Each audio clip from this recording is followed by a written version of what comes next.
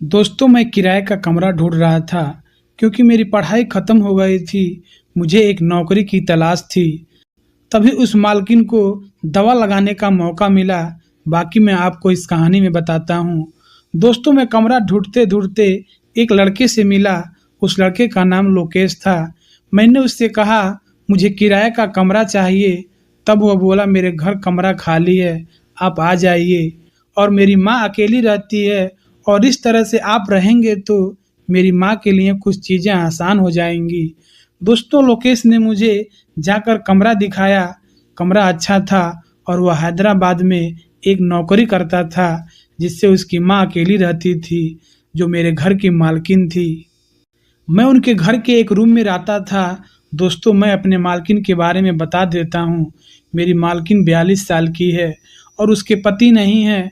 वह काफ़ी सुंदर हैं, जितना तारीफ किया जाए उतना ही कम है।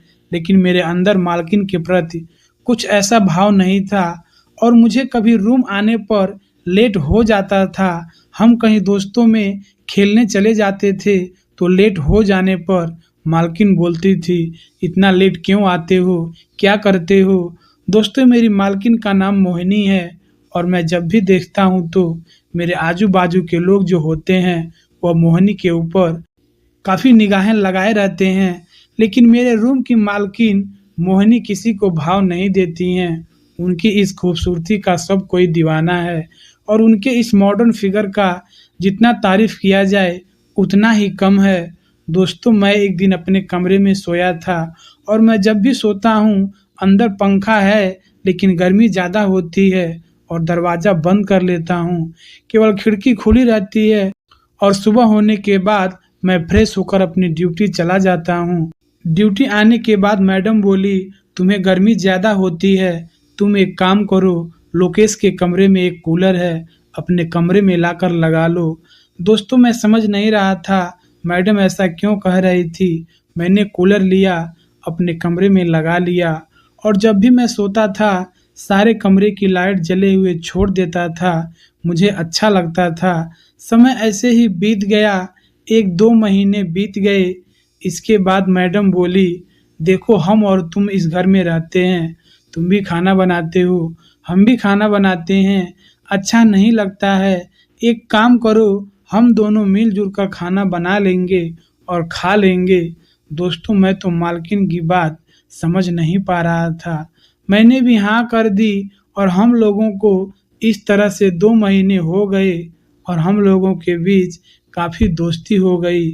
दोस्तों मैडम बहुत ही लाजवाब थी, लेकिन इतना सब कुछ मेरे साथ करना मैं समझ नहीं पा रहा था। लेकिन मैं भी तो मैडम के ऊपर लड्डू था, लेकिन डरता था क्योंकि मैं एक रूम में रहता था, वो भी भाड़े का है और मैं मालकिन से कैसे कुछ कह सकता हूँ। दोस्तों ऐसे ही चलता रहा।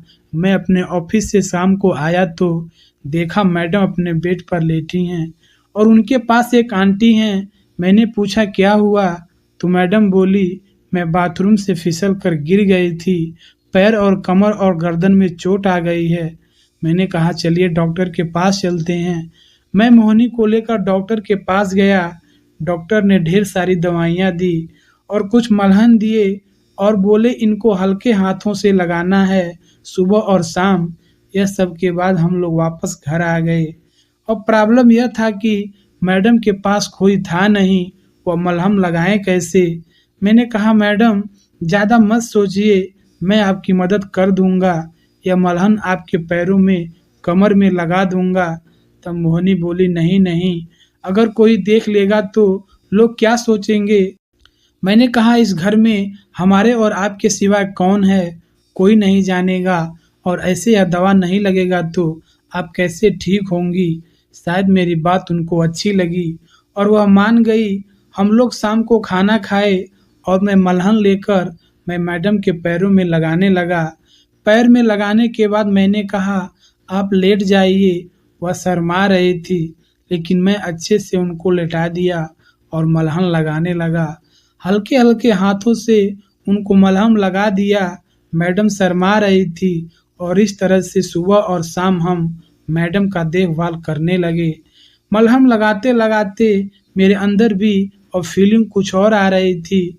मैं अपने मालकिन के साथ क्रिकेट मैच खेलना चाहता था, लेकिन क्या करूं, कुछ कह नहीं पा रहा था। बस उनको महसूस करा रहा था कि शायद वो कुछ कह दें और मैं वहां तक पहुंच जाऊं जहां तक मैं जाना चाहता हूं। दोस्तों, ऐसे ही 3-4 दिन चलता रहा।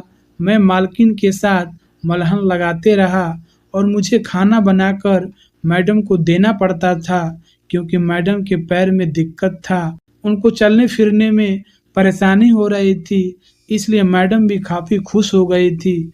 दोस्तों, जब भी मैं दवा लगाता था तो मैडम को देखते ही रह जाता था। एक दिन दवा लगाते-लगाते मैं उनकी पीठ तक पहुंच गया और मैडम को काफ़ी कुछ महसूस हुआ। तब वो बोली, रहने दो, तुम्हारा हाथ दुखने लगेगा। मैं तो समझ गया मैडम को कुछ फीलिंग हो रही है। फिर मैंने सोचा कि आज कुछ करते हैं, शायद मैडम कुछ बोल दे। उस दिन हम मैडम के कमर पर दवा लगा रहा था। मैं उनके ऊपर तक नहीं पहुंचा, तभी मैडम बोली, क्या हुआ, आज ऊपर नहीं जाओगे क्या? मैंने कहा, क्यों नहीं, आप बस कह तो दीजिए, मैं आपके पूरे शरीर को मलहम लगा दूंगा। तब मैडम बोली, ठीक है, लगा दो। दोस्तों, मैं उस दिन मालकिन मोहिनी को दवा लगाते लगाते क्रिकेट मैच स्टार्ट हो गया। जो हम चाह रहे थे, मैडम को भी अब काफ़ी अच्छा लगने लगा। मैं कभी भूल जाता तो मैडम कहती थी, आज दवा नहीं लगाओगे क्या? तब मैं बोला, क्यों नहीं, आप जब राजी हैं तो मुझे लगाने में क्या है।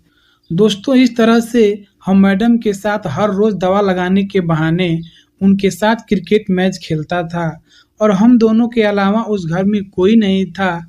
इसके बाद मैडम का लड़का आया और वो 2 दिन तक रहा।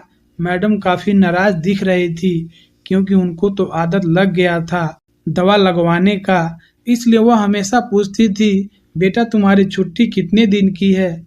तब लोकेश बोला, बस 2 दिन की छुट्टी है, कल जाने वाला हूँ। इतना ही सुनते मैडम मुस्कुराने लगी। दोस्तों, जिस घर में इतनी खूबसूरत मालकिन हो, उस घर की रौनक बढ़ जाता है और रहने वाला भी काफ़ी अच्छा महसूस करता है। जैसे ही लोकेश गया, हम लोगों को दवा लगाने की ज़रूरत नहीं पड़ती थी, क्योंकि नज़दीकियाँ बहुत ज़्यादा बढ़ गई थी। हम एक दूसरे के काफ़ी करीब हो गए थे, इसलिए हम लोगों को दवा लगाने का बहाना अब नहीं चाहिए था और हम लोग अब अपना काम वैसे ही चला लेते हैं। मैडम जब भी कहती थी, हम उनके साथ क्रिकेट मैच के लिए तैयार हो जाते थे और हम लोग हर दिन अब क्रिकेट मैच की दुनिया में आनंद लेते हैं और क्रिकेट मैच हर रोज़ खेलते हैं, जिससे हम लोग काफ़ी आनंदित होते हैं, खुश रहते हैं। और मुझे भी नौकरी ढूँढते-ढूँढते अब नौकरी मिल गई है और हम यहीं रहकर नौकरी करते हैं। मेरे घर के लोग कहते हैं, अब तुम्हारी शादी करना है, लेकिन मैं उनको मना कर देता हूँ कि मैं अभी शादी नहीं करूँगा। ऐसे-तैसे करके हम मालकिन के साथ बहुत दिनों तक क्रिकेट मैच का आनंद लेता रहा। दोस्तों, कहानी कैसी लगी? अच्छी लगी हो तो चैनल को सब्सक्राइब करके एक लाइक कर देना। धन्यवाद।